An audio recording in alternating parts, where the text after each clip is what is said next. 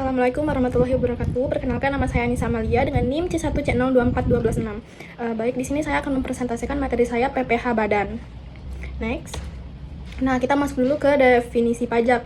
Jadi, pajak penghasilan badan atau PPh Badan itu adalah pajak yang dikenakan atas penghasilan yang diterima atau diperoleh oleh wajib pajak badan dalam suatu tahun pajak.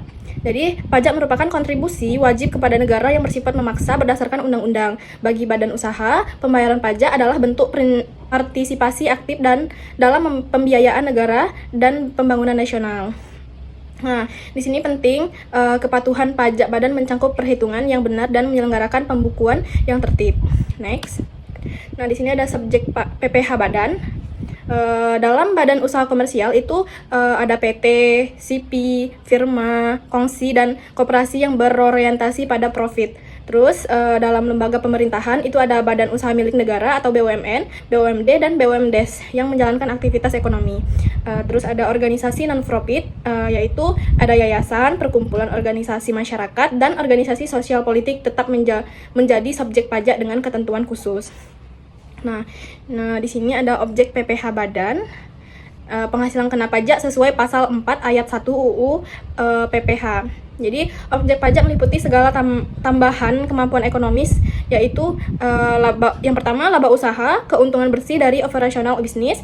Yang kedua ada capital gain, itu keuntungan karena penjualan atau pengalihan harta. Yang ketiga ada passive income, itu dividen, bunga, royalti, dan sewa.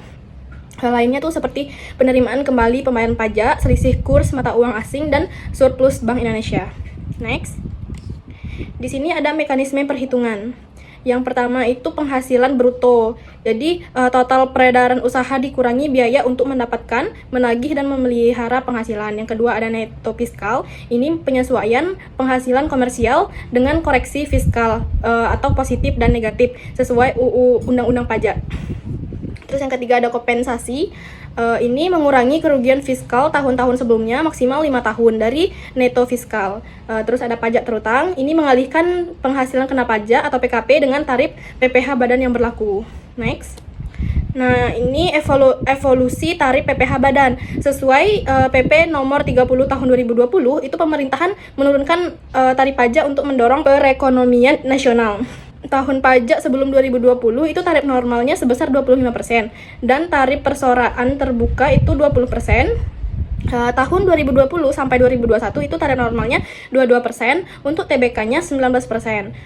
Terus dari 2022 sampai seterusnya itu 20%, untuk tarif TBK-nya itu 17%. Syarat TBK itu minimal 40% saham diperdagangkan di bursa dan dimiliki oleh minimal 300 pihak. Next. Kewajiban pembukuan. Nah, dasar hukum pasal 28 Undang-Undang KUP, ini wajib pajak badan di Indonesia wajib menyelenggarakan pembukuan. Pembukuan itu adalah proses pencatatan teratur untuk menyusun laporan keuangan. Data yang dicatat itu meliputi yang pertama harta dan kewajiban, yang kedua ada modal, yang ketiga penghasilan dan biaya, yang keempat harga perolehan dan penyerahan. Next. Nah, ini juga ada contoh perhitungan.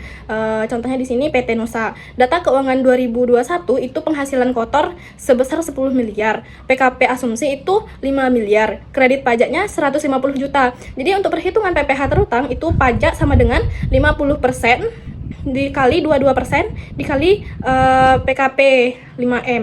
Jadi semuanya sudah dijumlahkan, dapatlah hasilnya 150 juta. Terus ada pajak kurang bayar, itu bayar sama dengan terutang dikurang kredit pajak.